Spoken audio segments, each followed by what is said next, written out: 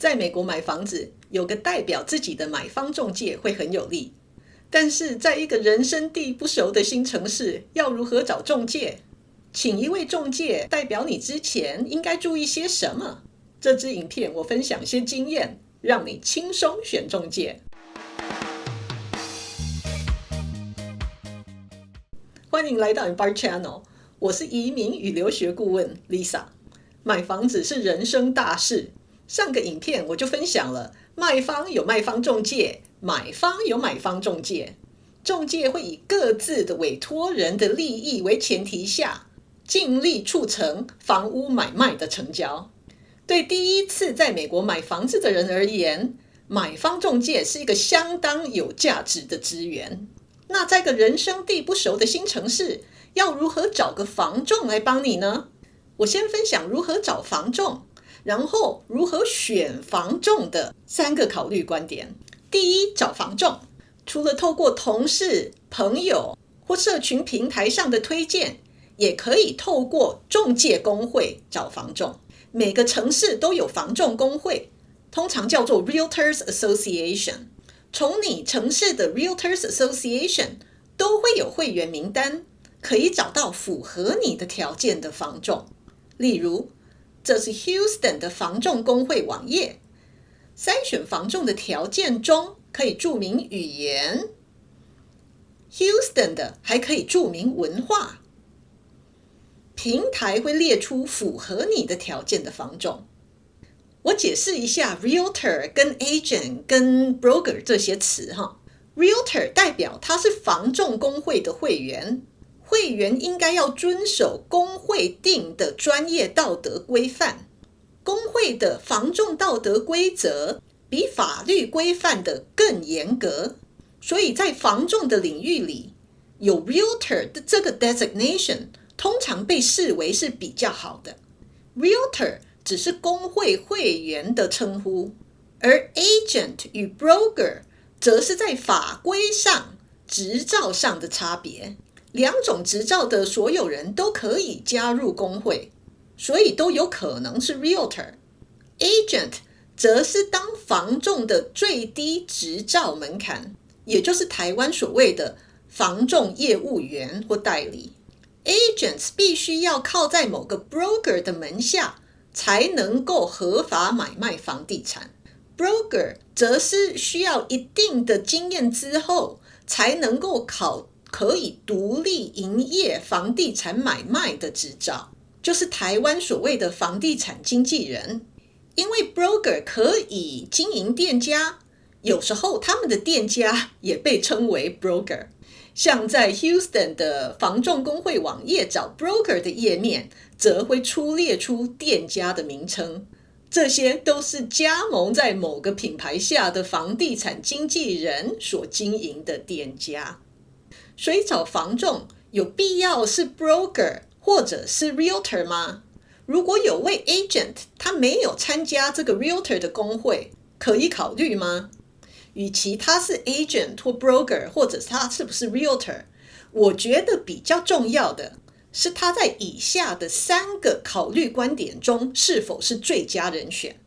第一个考虑观点是他是否真的重视房界该有的专业道德，也就是 Realtor 的精神。专业道德是指当有利益冲突时，他是否真的会以你的利益为优先的做决定。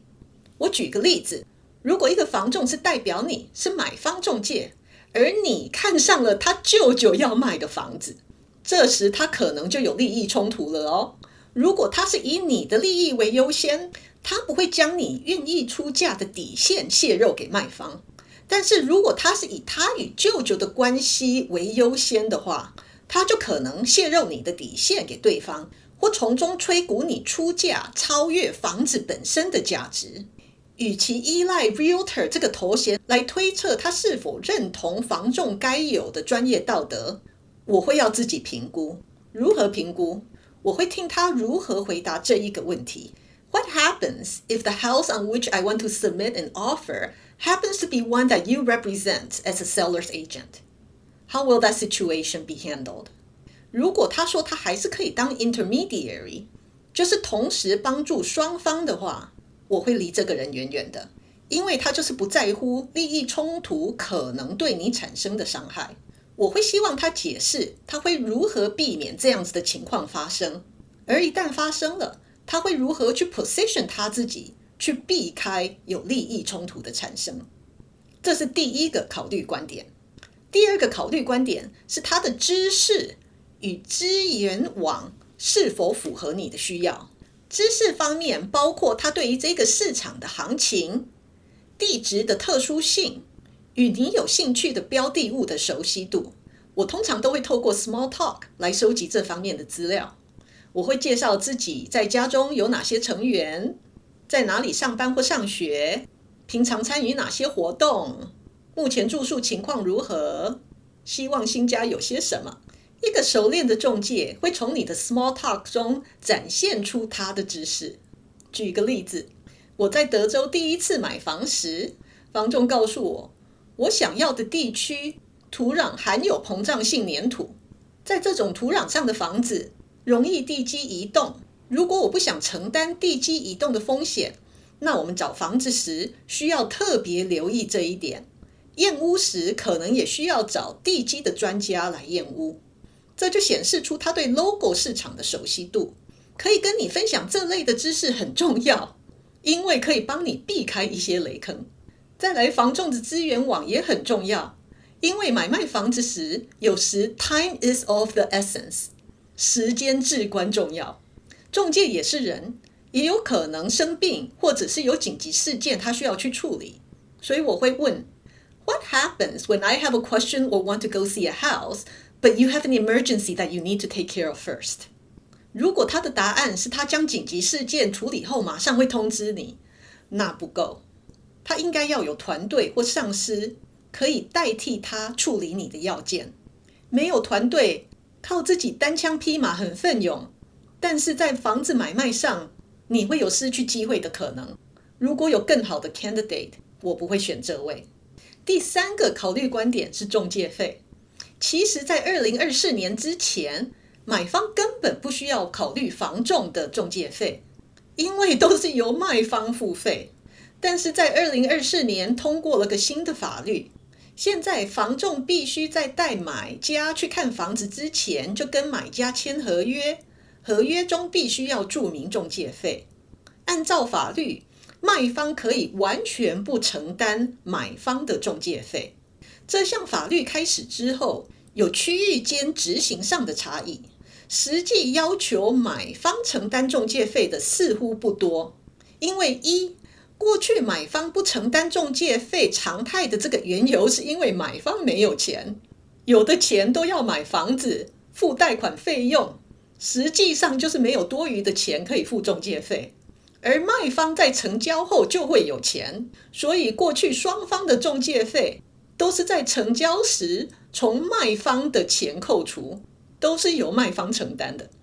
二，卖方会担心买方的仲介是不是只会推荐会承担买方仲介费的房子。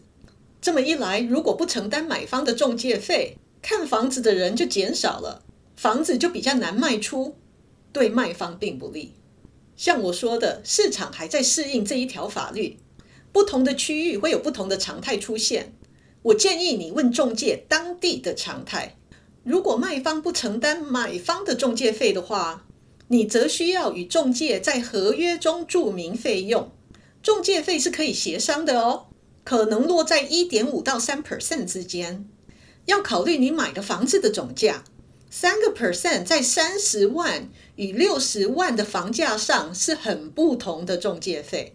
我个人的看法是，房价越高，仲介的 percentage 就有越往下的空间。所以可以谈到什么样子的仲介费，也是个选仲介的考量。总结一下，我通常会约房仲到咖啡馆聊聊，收集以上3个观点的资料，挑一个对 local real estate market 既熟悉又专业的人。选仲介最重要的是他的专业度与对 logo 区域的熟悉度。房仲的专业可以帮你争取有利的合约，协助你度过这个紧张的历程。一个对 local real estate market 非常熟悉的专业房仲是完全值得中介费的。可以做得很好的人也很多，所以我会选一个我 comfortable 打电话问他问题的人。我因为工作住过许多城市，交易经验超过10次，乐意分享更多的经验与策略。请订阅我的频道，还有其他的实用影片等你学哦。也分享给朋友家人，一起做好买房准备。我们下回见。